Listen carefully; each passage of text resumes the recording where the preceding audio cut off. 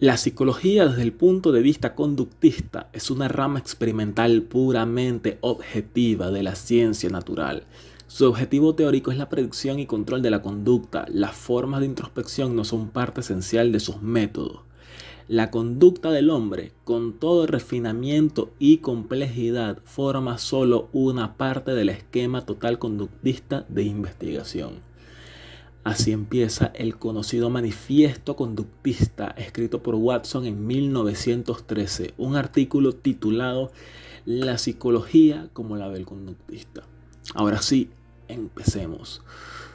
John Braus Watson, de 1878 a 1958. Nació cerca de Greenville, Carolina del Sur, en enero del 78. Watson fue un adolescente problemático, llegado a ser detenido en 2 oportunidades por la policía, una vez por un enfrentamiento racial y la otra por disparar de forma ilegal una pistola. A temprana edad no se le veía nada bueno en el futuro del joven. A pesar de sus ganas de asistir a la universidad, aceptó su realidad y contexto propio, asumiendo que su récord académico dificultaba el ser admitido a cualquier universidad a través de las vías convencionales, y no usó estas vías. Esto no cansó a Watson y a los 16 años de edad, haciendo uso de los contactos de su madre a través de la iglesia, concretó una cita con el presidente de la Universidad Furman de Greenville, por lo que en 1894 fue aceptado en la universidad como subprincipiante. Watson fue un buen estudiante, aunque se describía a sí mismo como asocial. No pretendía socializar ni tener relaciones interpersonales con otras personas. Aunque en una entrevista que le realizaron a una estudiante contemporánea con él, lo llegó a describir como el psicólogo más guapo con el que estudió. Cuidado, chicas. Llegó a afirmar que salía bien porque era capaz de manipular a sus profesores al punto en el que casi redactaban sus exámenes para él. Cuando se graduó, impartió clases durante un año en el Instituto Batesburg, que era una escuela de una sola habitación, donde él era todo: director, portero y profesor. Su salario en ese momento fueron solo $25 al mes. Era un maestro entretenido, dinámico y bastante querido por los niños. En una clase que preparó para biología, llegó a entrenar 2 ratas para que realizaran trucos. Entrenar 2 ratas, conductismo. Ya podemos ver por dónde se iba a ir el camino de Watson. Watson en Chicago estudió fisiología y biología bajo la mirada de Jacques Loeb.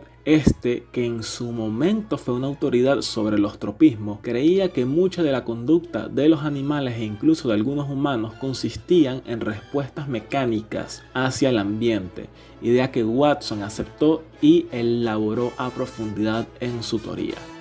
La primera investigación de Watson fue en 1901, donde evaluó el desempeño de ratas de diferentes edades para poder cruzar con éxito un laberinto, y así encontrar la relación entre el crecimiento de la rata y el desarrollo de su sistema nervioso. Encontró en las ratas muy jóvenes, que de tan solo 12 días, podían aprender el camino alrededor de la caja o cruzar la mesa para encontrar a sus respectivas madres, pero si ingresaban en el laberinto se acurrucaban y dormían. En cambio, las ratas mayores aprendían de forma exitosa a encontrar el camino a través de los laberintos, uno con muchas entradas y muchas salidas, por lo que Watson concluyó que existe un cambio importante en el psiquismo de la rata alrededor de las 3 semanas de edad. La segunda parte de este experimento consistió en revisar los cambios en su inteligencia y los cambios en su cerebro. Por lo tanto, ratas desde un día de edad hasta los 30 días fueron sacrificadas, observando así el incremento en el número de fibras nerviosas de su corteza craneal. En 1902, Watson sufrió depresión clínica. Su estilo de vida adicto al trabajo y la poca inversión en sí mismo y su estilo de subsistencia pasaron efectos en su salud, hundiéndolo en sentimientos de tristeza, inutilidad y ansiedad. En 1903, con tan solo 25 años de edad, John B. Watson era el doctor más joven de la Universidad de Chicago, gracias a su tesis titulada Educación Animal, un estudio experimental del desarrollo psíquico de la rata blanca, correlacionado con el crecimiento de su sistema nervioso. En 1913, a tan solo 10 años de doctorarse, daba a conocer su manifiesto conductista, y el año siguiente, con tan solo 36 años de edad, fue nominado a la presidencia de la APA. Regresando al pasado, específicamente en 1904, luego de que Watson enseñara durante un tiempo en la Universidad de Chicago cursos sobre psicología experimental haciendo uso de la introspección, este comenzó a preocuparse y pensó que la psicología se debería encargar del estudio de la conducta y no de la mente, ya que la conducta es observable y objetiva, la mente no lo es. Watson siguió experimentando con las ratas y los laberintos, haciendo uso de sus habilidades para construir de forma cuidadosa los instrumentos que usaba para experimentar con las mismas. En un ensayo donde pretendía evaluar la memoria de las ratas, colocó a ratas hambrientas a que cruzaran un laberinto para poder obtener comida.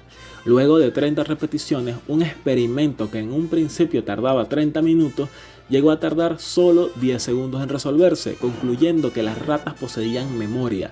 Para corroborar eso, Watson cegó de forma quirúrgica a las ratas, pero solo bajaron un poco su desempeño, es decir, no es una memoria que provenía de un estímulo visual directo. De forma consecuente, experimentó con ratas sordas, ratas incapaces de oler y sin bigotes, todas logrando memorizar el laberinto y pudiendo resolverlo.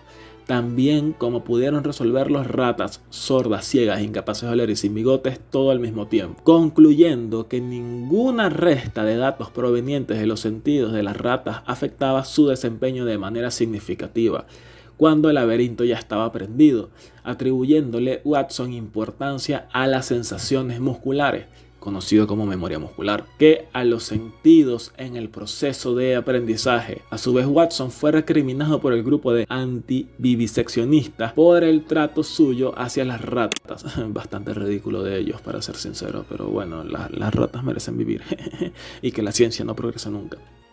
Principalmente mi deseo en el trabajo es obtener un conocimiento exacto de ajustes y la manifestación de estímulos. Mi razón final para esto es aprender métodos generales y particulares mediante los que pueda controlar la conducta, lo que me da esperanza de que la posición conductista es defendible. Es el hecho de que aquellas ramas de la psicología que se han retirado parcialmente de la psicología experimental paterna y que son por consecuencia menos dependientes de la introspección se encuentran hoy en día en una condición más floreciente. La pedagogía experimental, la psicología de las drogas, la psicología del consejo, la psicología legal están creciendo vigorosamente. Actualmente estoy más interesado en tratar de mostrar la necesidad de mantener uniformidad en el procedimiento experimental y en el método del enunciado de resultados tanto en el trabajo humano como en el animal. Otro extracto del manifiesto conductista de Watson, donde se ve su radicalidad y convicción hacia lo observable y objetivo y su adversidad hacia los términos dominantes en la psicología de ese entonces, que eran las psicologías funcionalistas y estructuralistas, que hacían uso de términos abstractos como percepciones, sentimientos, conciencia, términos no observables que alejan la psicología de la objetividad necesaria para hacer una ciencia exacta. Watson fue el que alzó su voz en protesta ante el hundimiento de la psicología como rama de las ciencias biológicas, humanas y sociales, debido a su actual objeto de estudio, que era la conciencia, y su método, la introspección.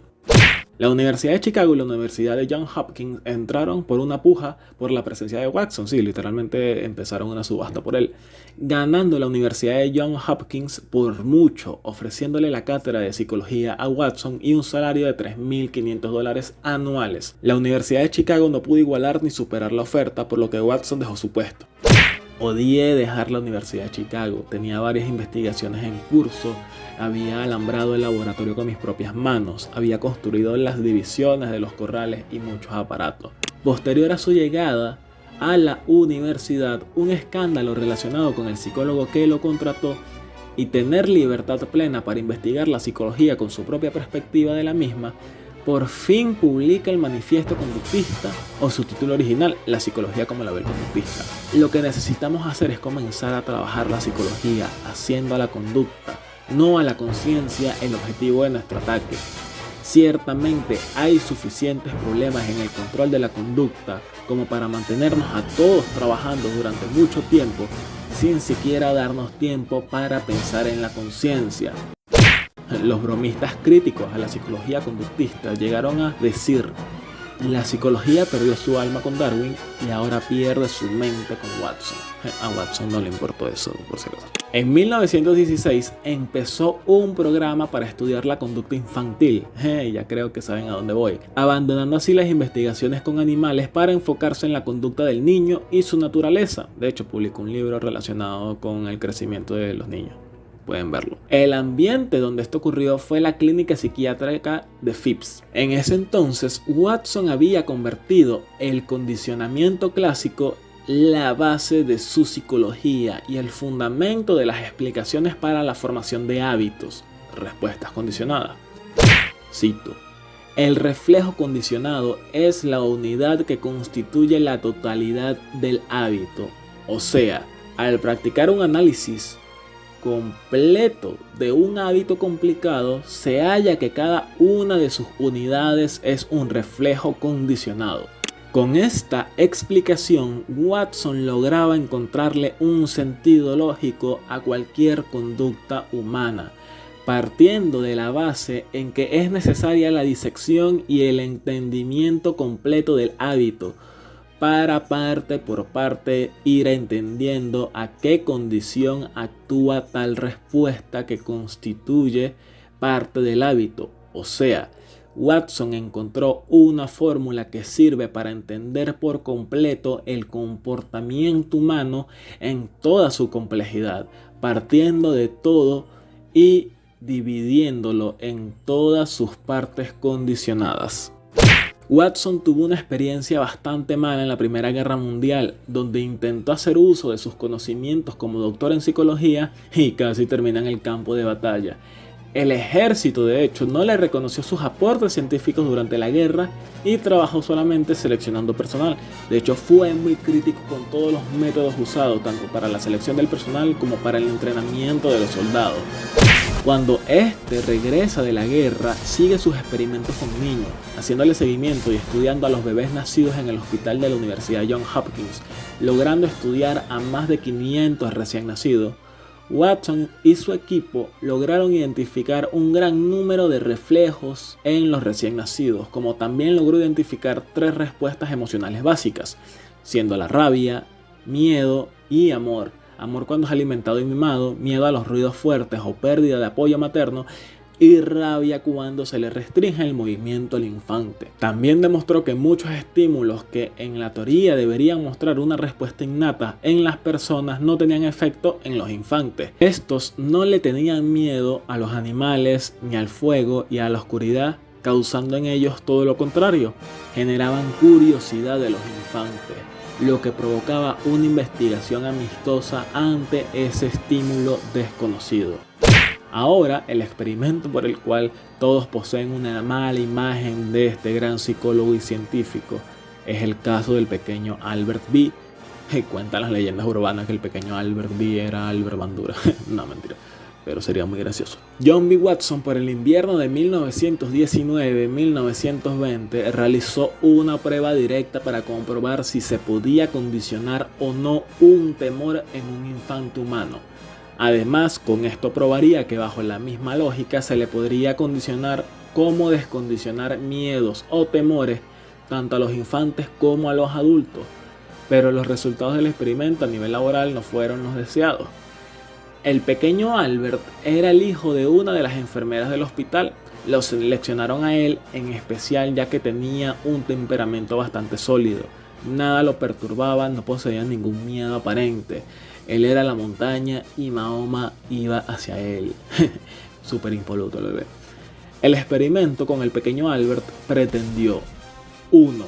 Establecer una respuesta emocional condicionada de temor a algo, en este caso un ratón blanco. 2. Verificar la transferencia de ese temor a otros animales u objetos. 3. Determinar el efecto que tiene el tiempo sobre tales respuestas emocionales, ya sea manteniendo o descendiendo el nivel de temor. 4.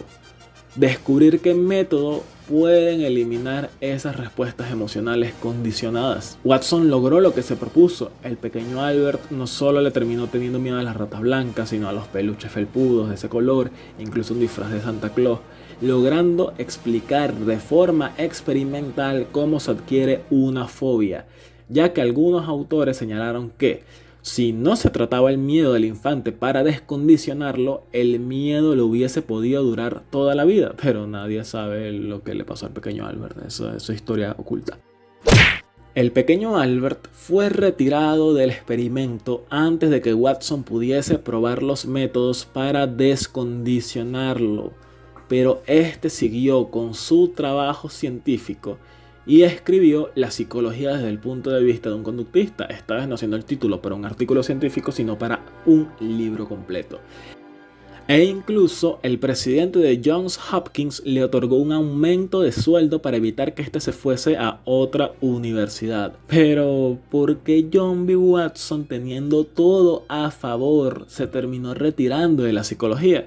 Pues no fue ni por mutilar ratas de laboratorio, ni por causarle una fobia a un bebé, ni por diseccionar a un montón de ratas. Fue por serle infiel a su mujer con la asistente del laboratorio. Que todas las cartas con bastante contenido para mayores de 18 hayan llegado a las manos del presidente de la universidad, ya que lo intentaron chantajear y él no cedió. Y con la excusa de que se había deshonrado a sí mismo, a la universidad y a la ciencia, fue despedido luego de ese escándalo que fue hecho público. Y gracias a toda la publicidad sensacionalista en torno a su divorcio, se le hizo imposible que éste encontrara otro cargo académico. En conclusión, salir en periódicos e incluso haber sido regañado por el juez durante su divorcio fue el motivo por el cual se alejó de la psicología. Por lo tanto, muchachos, si desean ser científicos exitosos, por favor, sean fieles. Watson, posterior a su despido, empezó a trabajar desde cero en una empresa relacionada con el mercado, escalando en poco tiempo a puestos importantes.